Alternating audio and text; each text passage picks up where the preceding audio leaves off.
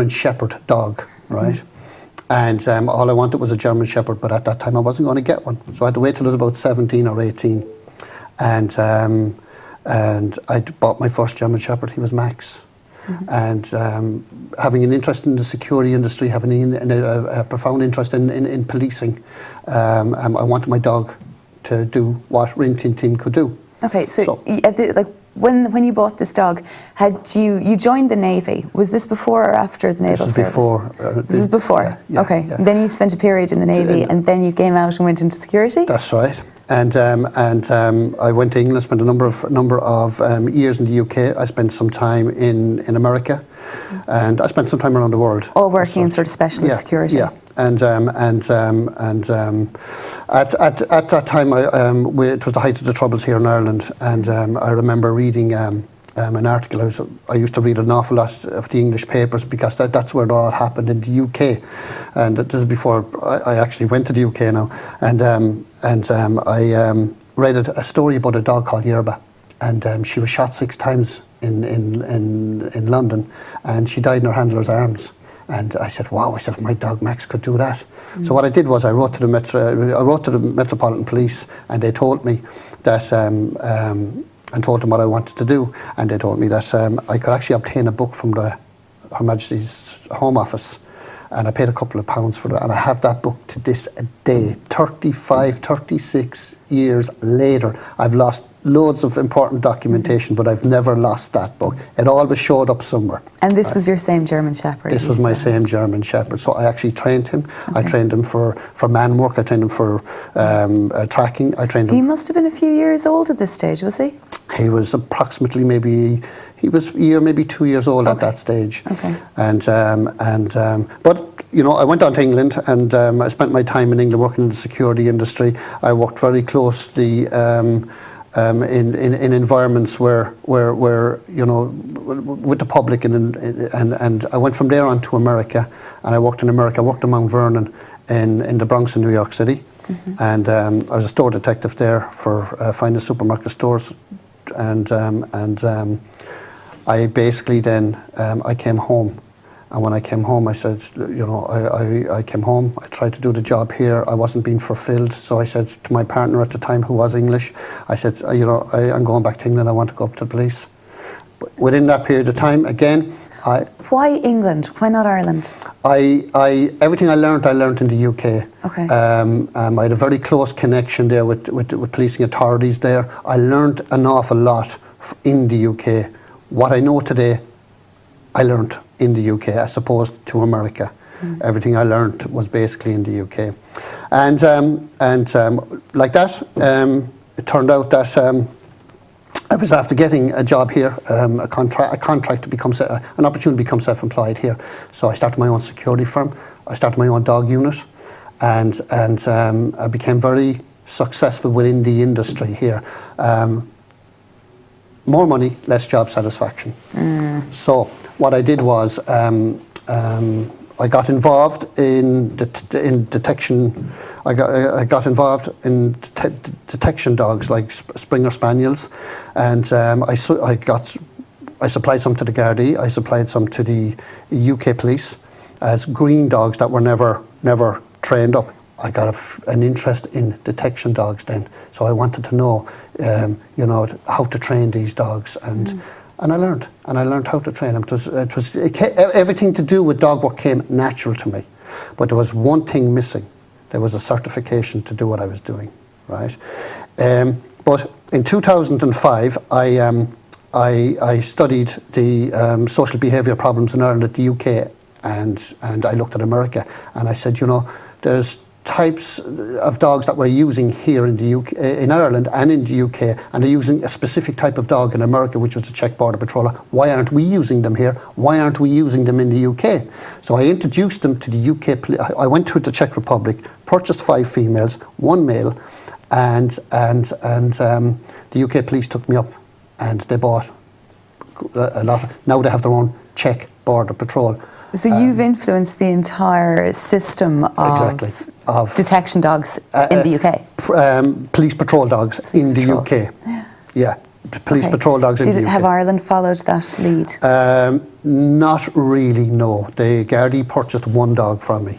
Okay. To bring their numbers at the time up to 15 or 16. Can you explain just to the people at home what's so great about these dogs as opposed to the normal German Shepherds? And their temperament, their ability, their all-round ability to do police work, which is tracking, building searches, bite work, apprehensions. If people are interested, actually, you can check out an example of that dog on Joe's website, Trace Missing Persons Ireland. Your dog's called Tia. Yeah. We actually had Tia in with us earlier on. We made a video because... Sorry, Donny. Oh, sorry. D-O-N-N-Y, yeah. Donny. You were telling me that a lot of abductions are happening at the moment and that it's very easy to train your dog to get involved if someone tries to abduct you or something. So I just want to show you a quick clip of what Joe's dogs are capable of doing.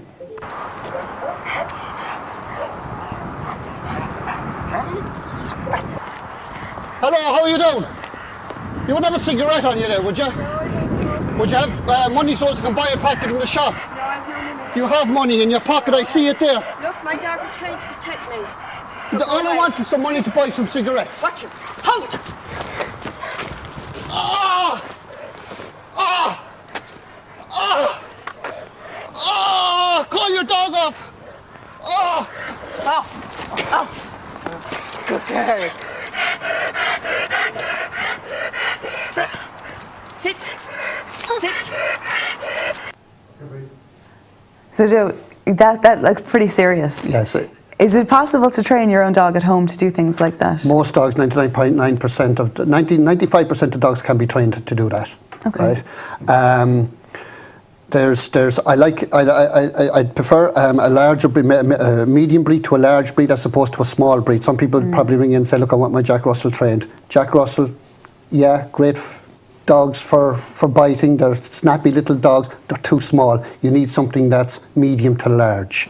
The services that I'm offering is anybody who's, especially girls and guys even, that are out walking in the evening times that feels that they need a little bit of more protection. The service I'm offering is to train their dogs for them and to train them how to handle their dogs in a confrontation, how to stay calm, collective, if possible get as much detail about the perpetrator, get a reg number of a car, and above all, to make sure that it's reported to Gardaí. This is very, very important. Okay, that sort of leads on to Trace, really. Debbie Tierney just tweeted us to ask what were the reasons for setting up the site in the first place? Trace Missing Persons Ireland. Trace Missing Persons Ireland was basically set up. I was there one day and I was saying to myself, it was set up basically to go looking for the missing six, the girls that were missing in the early 90s to the mid 90s, Jojo Dollard, Ciara Breen, Fiona Pender, those girls, because they were forgotten about. So I have specialist trained detection dogs like cadaver dogs. You met Patch. He's trained cadaver cum forensic detection dog. So I first of all, before I set up Trace, I offered my services to other organisations, right? Some organisations took me up on it, some didn't, right? There was one basically that did. But when I did go doing the searches, I found that there wasn't enough being done. So then I said, look, we're doing searches for A, B and C. What about D, E and F? So then I set up Trace Missing Persons Ireland and I focused on searching for the missing six and to gather forensic evidence. Okay. Trace is it's a charity. It's registered as a charity. So yes. You are obviously limited in how much money you have and how much you can do. Why is it you picked the 6 girls in question? I mean, Shauna Smith actually wrote in to ask, why is it that cuter looking kids get more media coverage than all the other kids? No, there's a child gets priority anywhere in the world with policing authorities, with missing persons. A child goes missing is top priority. It's top priority here in Ireland, England, anywhere. When a kid goes missing, it's given top priority. Okay, what is it about the 6 people with you, so? Like they were forgotten about. They're somebody's child. Somebody is looking for those girls. Somebody wants to bring them home. I have the capabilities. I have the background. I have the equipment to do it, and I'm basically out there doing it. We've received a pile of information. We've received a pile of emails of locations within the Midlands area, and we're at present searching those locations. Okay.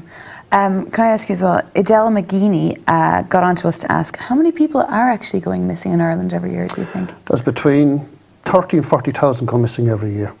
Okay. But most of them do, are to turn up safe. Okay. Most of them go voluntary, and they do show up somewhere. Okay. Dylan O'Higoon has Facebooked us to ask, do you feel the mainstream media are doing enough in reporting the cases of missing people? No, there could be an awful lot more done. There could be a quicker response rate from the media, and yes, there could be an awful lot more done. Okay. A quicker response rate from media. Okay. Someone else has asked us, what kind of a success rate does Trace Missing Persons Ireland have? We're specifically involved in a number of cases, and we have recovered items of forensic evidence which have been turned over to Gardaí. Okay. And that's what you do, isn't it? You go out looking, you don't necessarily go looking to find the person, you go looking to find the key to give to the guards to say that's where the person is. If we don't find the person, what we do is we'll find the forensic evidence that could lead to finding the person, which is then handed over to Gardaí. Okay. And do the guards feel that you're sort of almost stepping on their toes or interfering? Would they be happy if you just go away and leave them at it? No, we work side by side with the guards, and we're very much aware that when something is found, that Gardaí are called in straight away, and what we do is we back off and we stay there as a support system for them if they need us. So you have a pretty good relationship with the Pretty good relationship with Gardaí, yeah. Okay. Yeah. It seems like a labour of love, Joe. It seems like it's a passion. Yeah, it's a passion. Like even for before, it's everything seemed to just happen. Everything just fell into place. Like, I've never met Jojo Dollard, and I used to think about Jojo Dollard before Trace ever was set up. She used to come into my head. I used to think about the girls that went missing. Then all of a sudden I set up Trace, and now all of a sudden I'm out there looking for them. Yeah. It's a crazy sort of a hobby almost to have acquired.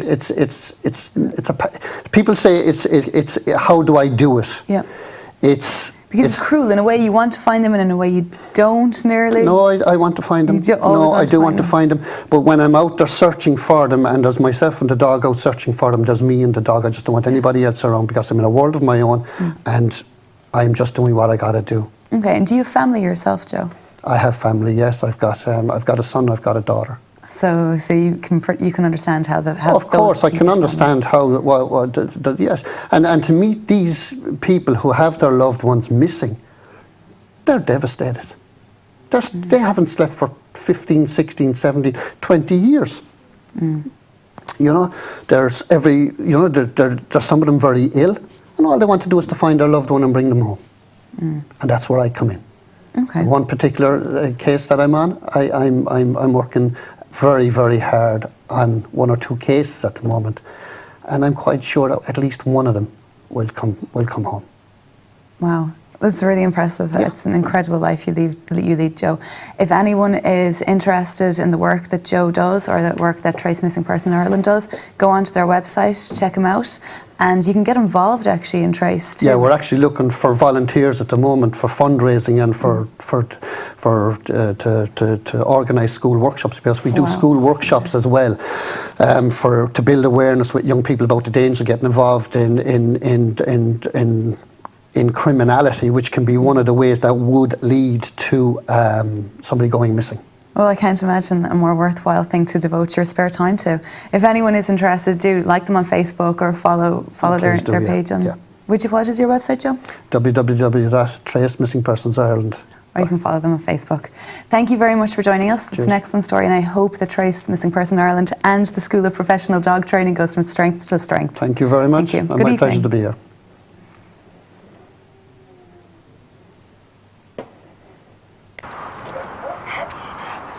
17 minutes.